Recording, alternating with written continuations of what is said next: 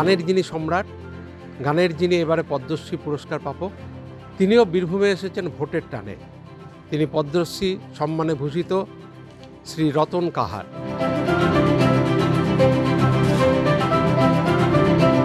গতকালকেই তিনি বাড়ি ফিরেছেন ভোটের টানে।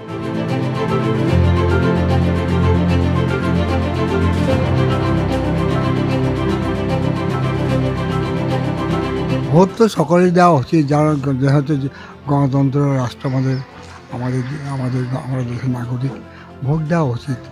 তবে ভোট ঠিক জায়গাতে দেওয়া উচিত। ভোট নিয়ে কোনো গান আছে না, ভোট নিয়ে যে ভোট দাও গো বা সেরকম কোনো গান, কোনো শিল্পীকে গান করতে বলে আমিও গান করতাম, আমাকে বলবে হ্যাঁ আমি তো ভালো সবল, আমি হাঁটতে পারছি, চলতে পারছি। আমার লোক আছে তাদেরকে ছেঁড়া গাড়িতে নিয়ে এসছে।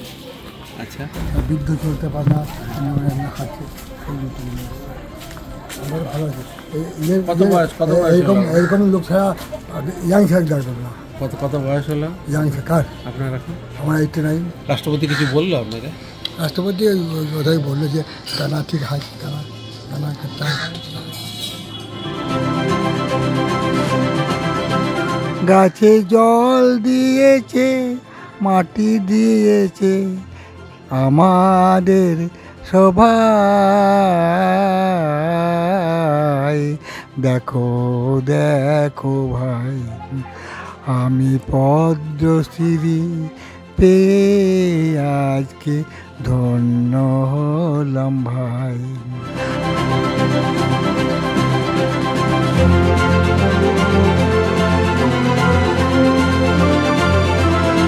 রতন কাহার জীবিত, তার গান জীবিত, কিন্তু তার মরা গাছে ফুল ফুটেছে এটাই তার মনে হচ্ছে, কারণ শেষ বয়সে তিনি পেয়েছেন পদ্মশ্রীর মতো সম্মান।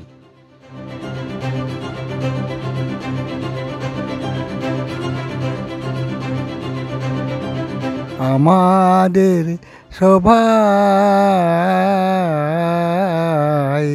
দেখো দেখো ভাই, আমি পদ্মশ্রী পেয়ে আজকে ধন্য হলাম ভাই।